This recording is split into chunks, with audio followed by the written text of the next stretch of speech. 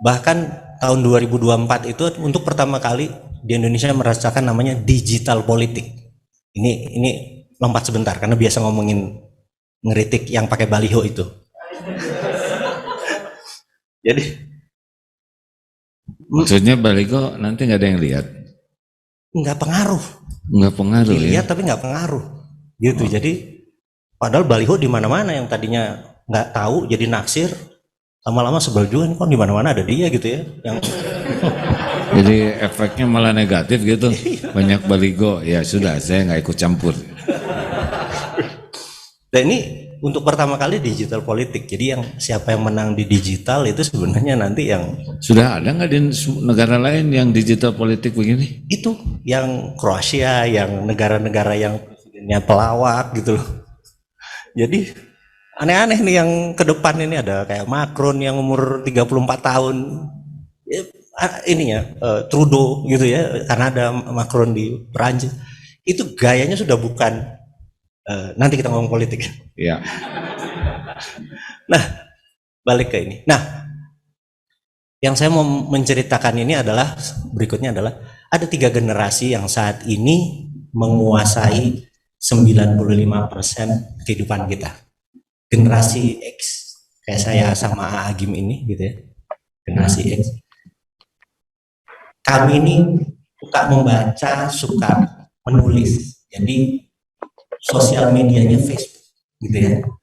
Nah, mereka yang 43 tahun ke bawah sampai 25 puluhan ini itu generasi milenial. Saya merasa di sini 90% milenial nih, cuman kita doang yang kolonial. Nah, milenial ini itunya apa? Sosial medianya adalah IG, gitu ya.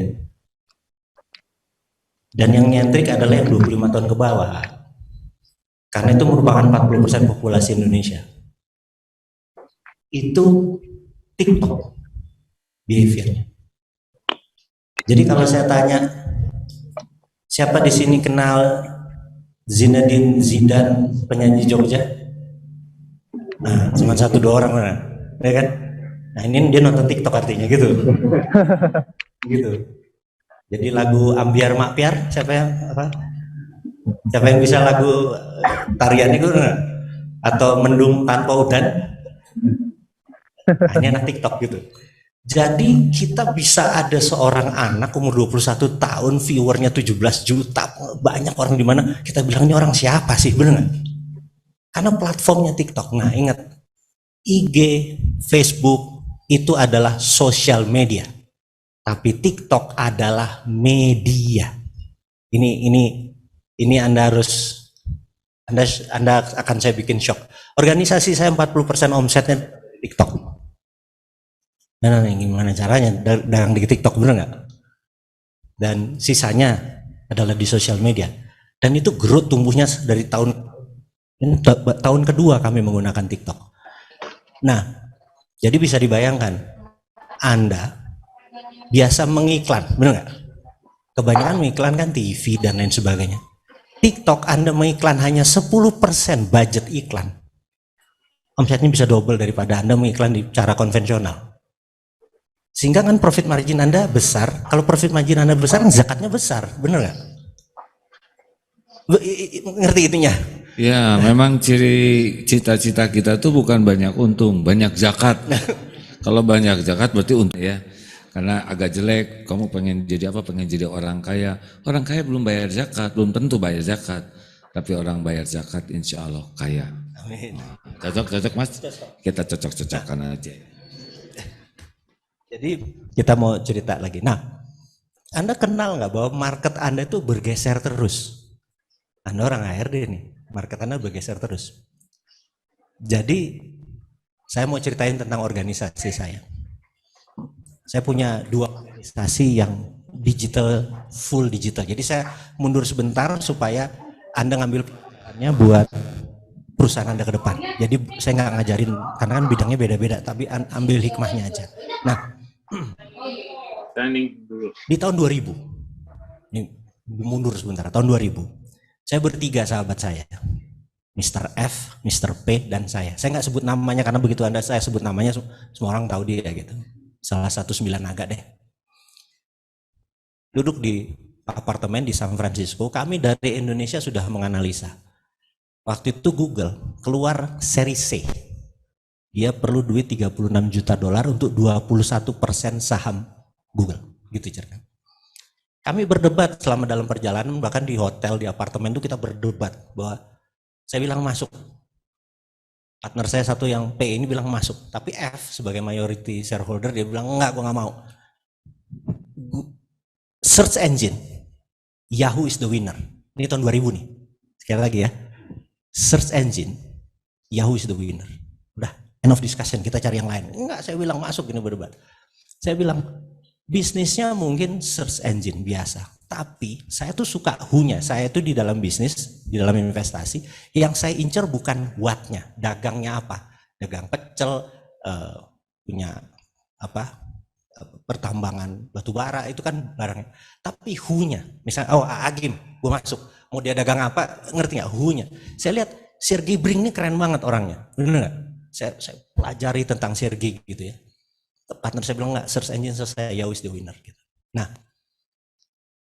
ya karena kalah suara akhirnya kita nggak masuk. 2018, lompat nih 18 tahun kemudian, saya ketemu di lift BCA sama dia. Bro, gila ya. Dulu kalau kita masuk 21% saham Google, nilainya sekarang kan 1000 billion. Ya benar nggak? 1000 billion, 1 triliun dolar. Anda tahu APBN Indonesia berapa? 1.800 triliun. Kalau di US dollar kan 120 billion. Google itu 7 kali dari APBN Indonesia. Jadi kalau kita punya 21%, kita sama dengan Indonesia kayaknya gitu kan. Kita bilang udahlah. Kalau kita ngomong the past itu nggak nyelesain masalah gitu ya. Jadi sekarang Yahoo udah nggak akan, anak-anak milenial, anak digital, anak-anak zilenial yang 20 ke bawah nggak kenal itu yang namanya Yahoo, bener nggak? Kita masih kenal. Mereka saat ini Google is the winner, tapi bukan berarti dia akan menang selamanya, gitu ya. Facebook is the winner, belum tentu Facebook menang selamanya. Itu betapa bisnis itu seperti itu. Nah, terus dia nanya, bro, jadi lu bisnisnya apa? Itu 2018. Gue masuk blockchain. Lu gila lu. Ini 2018 Pak. Sekarang lo kenal Bitcoin, bener gak? Lo kenal Ethereum, lo kenal Doge, dan lain sebagainya. 2017-2018 lo gak pernah denger tuh kan sebelumnya. Jadi di 2016 saya menganalisa sama seperti saya menganalisa tentang Google. Saya menganalisa, saya bilang blockchain is the winner, gitu loh. Nah, dia bilang, apa alasannya lo lihat blockchain is the winner? Ini ngomongnya di lift Pak. Jadi udah untuk buka turun lagi kita ngomong itu. Jadi ngomongnya di lift. Terus akhirnya kita turun di lobi, diskusi lagi gitu. Gini, sekali lagi, mundur lagi sejarah. Tahun 1964, pemerintah Amerika merasa cara berkomunikasi lewat PSTN, yang ceklek, dulu kan manual gitu kan, kemudian lewat kabel, telepon kan namanya PSTN kan, yang 021 atau kalau dari Jakarta gitu ya, itu PSTN. Pemerintah Amerika tahun 64 merasa kayaknya perlu bentuk lain, komunikasi selain pakai PSTN. Kemudian Department of Defense, DOD-nya Amerika, Department of Defense atau Menteri Pertahanan Amerika melakukan studi dan akhirnya confirm di tahun 69 ada benda yang namanya internet. Benar nggak? Nah, internet itu punya WWW. Jadi internet itu blockchain, WWW itu Bitcoin. Ingat, Bitcoin adalah blockchain, blockchain bukan Bitcoin. Paham ya? Jadi saya bilang, siapapun yang akan menggunakan internet pakai WWW, Department of Defense of Amerika akan mengetahui, mau itu Alibaba kayak, mau itu Tencent kayak, perusahaan-perusahaan yang Anda merasa dia the biggest in the world, bener nggak? Selama pakai WWW, selesai. Department of Defense bisa buka.